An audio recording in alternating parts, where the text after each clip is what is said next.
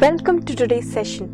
Today I'm going to deal about data interpretation, which is the most important part of cracking KMAT examination.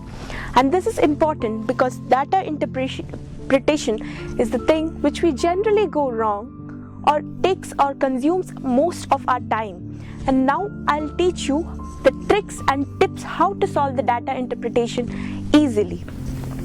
The first thing, we have to understand what is data and what is interpretation. Data is nothing but the facts and figures given as a representation of questions to us, and interpretation is how we explain or how we reframe the data so that we can answer a particular question. Now comes, what are the different types of data interpretation? We have various forms such as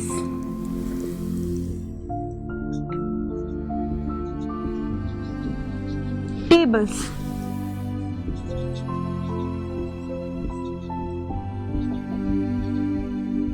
bar graphs,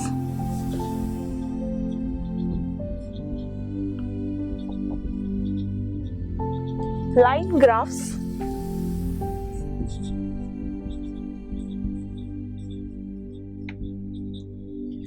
pie charts. So mostly the tables are the easiest one because tables represent representations generally in the most routinized form, that is in rows and columns, so that we can easily interpret all the data. And bar graphs are nothing but the interpretations of data in bars. And line graphs are the easy form of the bar graph, which are represented in lines. And pie charts are generally of two types, which is normal and exploded.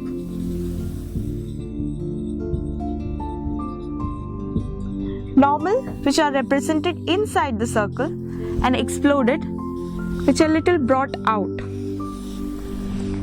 So these are the different data interpretation which we have to learn, and the methods.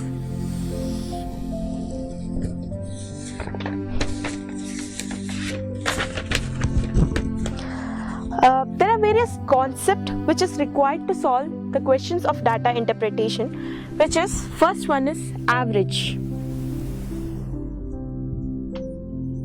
How to calculate the average?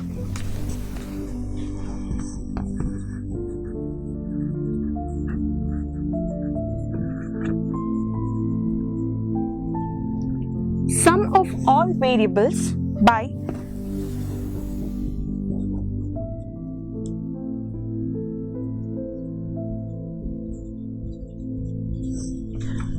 average is nothing but sum of all variables by number of variables, or in the representation form you can also tell it as values or the data given to you.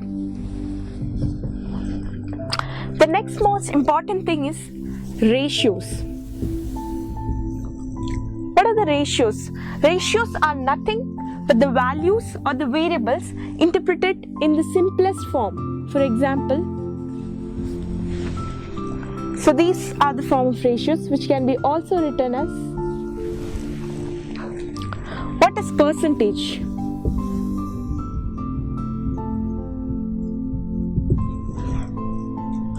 Percentage is nothing but if x is what percentage of y, then it's nothing but x by y into 100.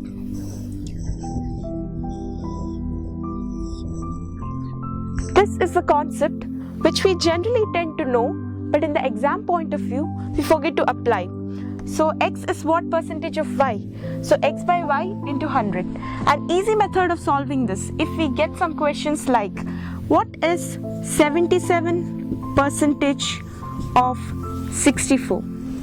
We generally tend to solve it 77 into 64 by 100, and then when we see the even numbers, we tend to cut it with the even number, and it becomes more and more complex.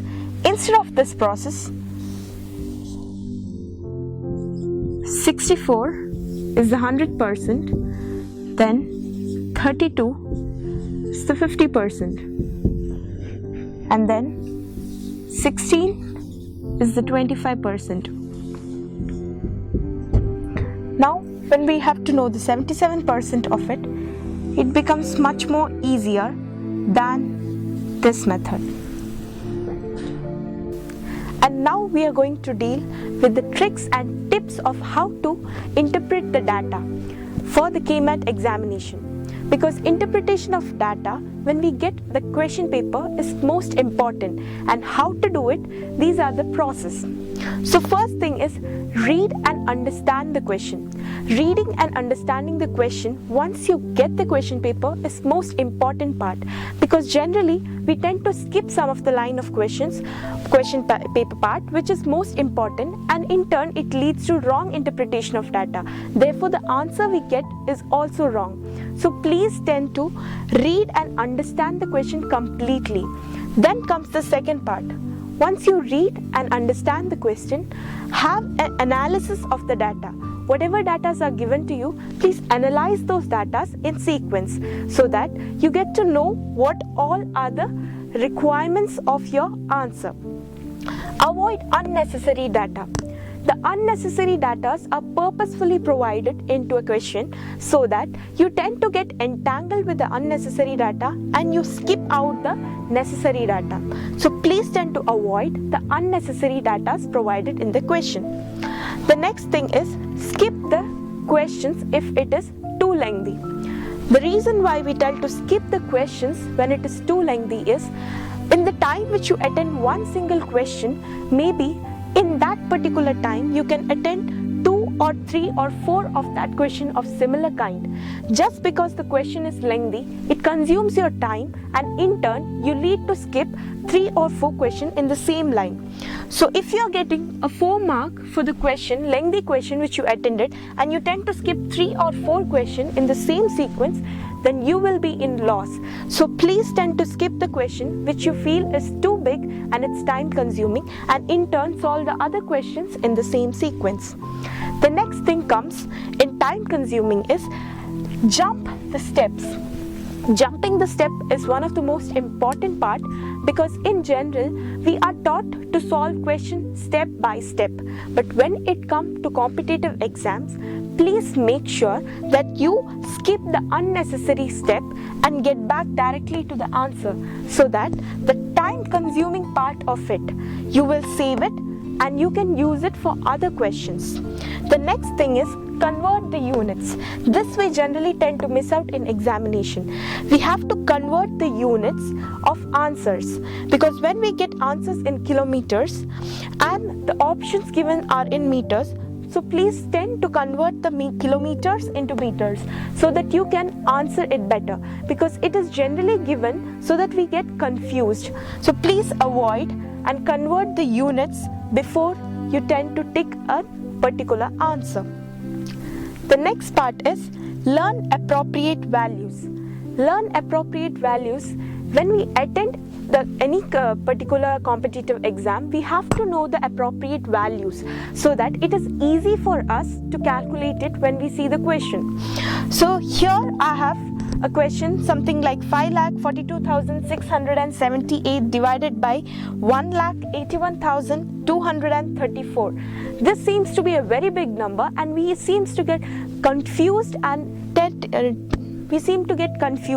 because the number is too big and the division will take too much of time. But the approximation, when we learn, looking at the first two numbers, we can approximate that the answer will be somewhere in 3, starting from 3. So you can eliminate the other options which are not starting from 3. So this is one of the trick which you can apply when it comes to competitive exams, so that the approximation of values are already learned and it is easy for you to apply in the exam. Now, do not assume things. As I said, yes, you can approximate the values, but do not assume things. Please go by the question, analysis, everything, and then finally when you feel it difficult, then only go by this method. Before that, please do not assume anything.